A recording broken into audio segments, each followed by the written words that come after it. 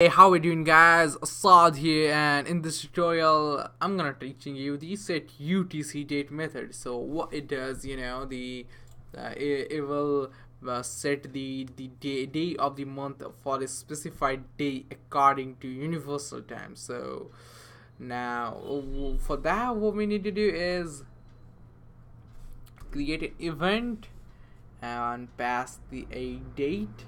So what I'm gonna pass is August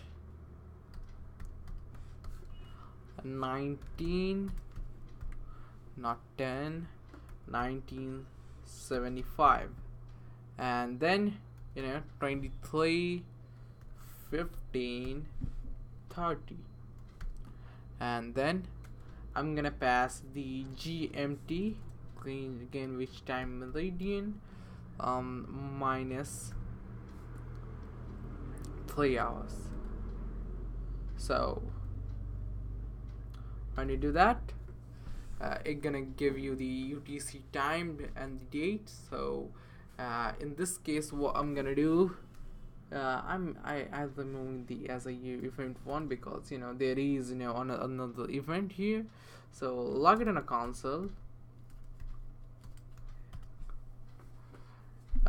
event dot get UTC and date, and when we pass that, it will give you the UTC date, universal time date. So in this case, we guarantee that it's 20, because it's minus 3 hours, and just in 45 minutes later it will be the 20th August. So in case of the universal time, it's definitely 20. So when you do that, it's 20. Now you ask that, Assad, why I'm not get the 19, and if I want to set 19 in the universal time, if I use the set date, it doesn't any change at all. So how we do that?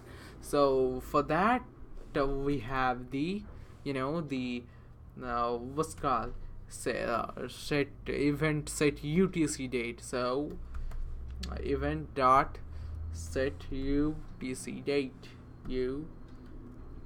UTC date. So that means if you using making any app which needs universal time, never use the set date or anything. Just use the UTC dates, this UTC date, UTC minute, UTC millisecond, because it will make the internationalization, and using local by using get local time by using like this, get GMT minus 30. So this is what it does. So and pass something like 19. So when you do that, it's gonna give you 19. So this is what it does. Hope you guys understand. That's it for today's video, guys. See you guys in the next tutorial.